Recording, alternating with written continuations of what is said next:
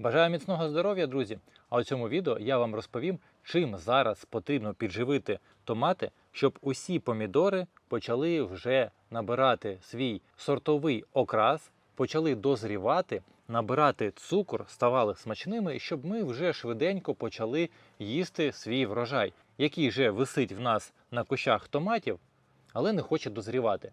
Ми зараз цим пришвидшимо. А також я покажу, що додатково потрібно зробити зараз з томатами, щоб вони не витрачали поживні речовини на ріст зайвої зеленої маси, а спрямовували саме у насичення томатів, щоб помідори росли більшими, смачнішими та швидше дозрівали. І ці поради будуть стосуватися безпосередньо індетермінантних томатів. Томати, які ростуть високими, які виростають до 2,5 метрів. На детермінантних томатах, які ми вирощуємо у відкритому ґрунті, це ми не робимо, тому що вони мають обмежений ріст і там виділяти нічого не потрібно. А саме зараз перед підживленням, по-перше, потрібно полити помідори. Десь приблизно за годину перед підживленням. Полили і приступаємо до наступної роботи. Кожного тижня на індетермінантних томатах потрібно видаляти по 2, максимум 3 листа самих нижніх. Ось так ми це робимо.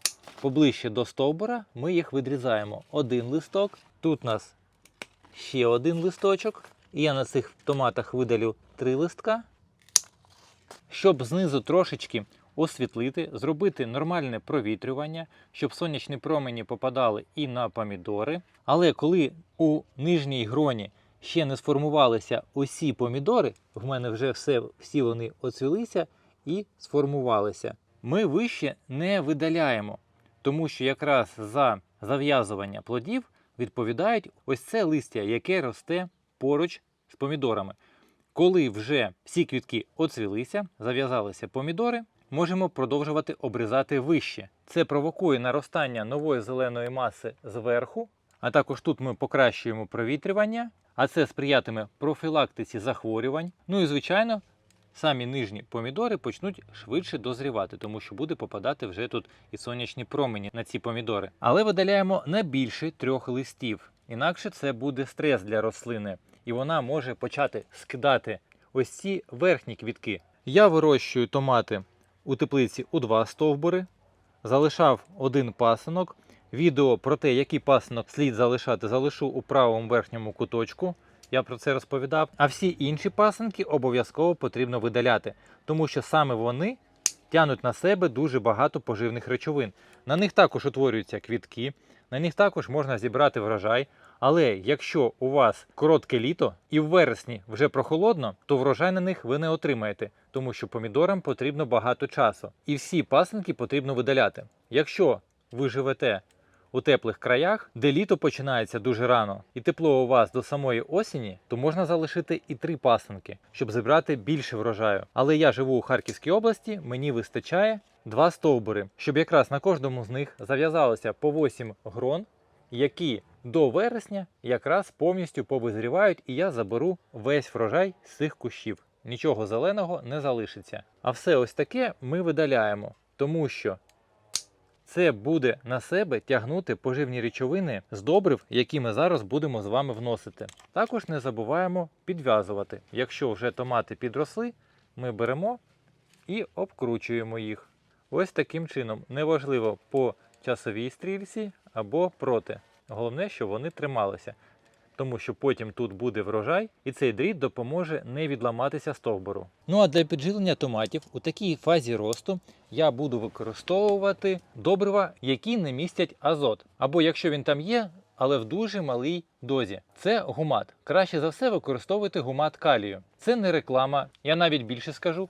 Такий дешевий гумат, як я собі придбав, він дуже невигідний, тому що тут витрати його 1 к 20. З цього 1 літра гумату калію ми отримаємо всього 20 літрів підживлення. Є інші гумати, наприклад, такі, як Гуміфренд. Ось такий. Я його також використовую, але для експерименту взяв дешевий, подивитися на його результат. А Гуміфренд, він дуже вигідний. Хоч стоїть дорого, але там 35 мл потрібно на 10 літрів води. Він більш концентрований і ефект від нього дуже класний. І в ньому зовсім немає азоту.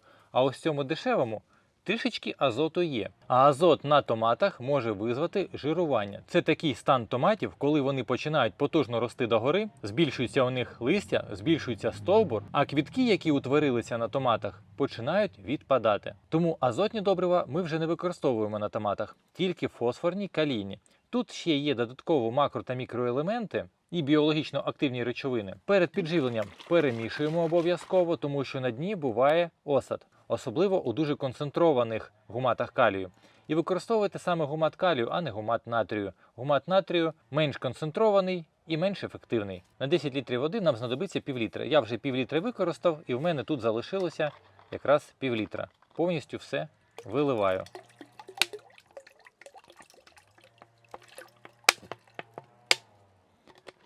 А в незалежності, яку фірму ви придбаєте, обов'язково подивіться на витрати. І там буде написано, наприклад, як тут 50 мл на 1 літр води, 1 к 20. У вас будуть ваші витрати, і ви розводьте саме так, як написано на вашому пакуванні. Тому що саме так рекомендує виробник, щоб побачити ефект. Перемішуємо і підживлюємо. Якраз поки ви проробите усі ці роботи, пообрізаєте листя, попасинкуєте, то вода з поливом вже проникне дуже глибоко. У томатів є як поверхнева коренева система, вона більш густа, а також є довгі корінці, які проникають дуже глибоко у ґрунт. Тому томати частіше за все не бояться посухи. А полив ми робили для того, щоб поживні речовини з цього добрива дуже швидко і глибоко проникнули у ґрунт. І достатньо буде всього 1 літра під одну рослину цього добрива.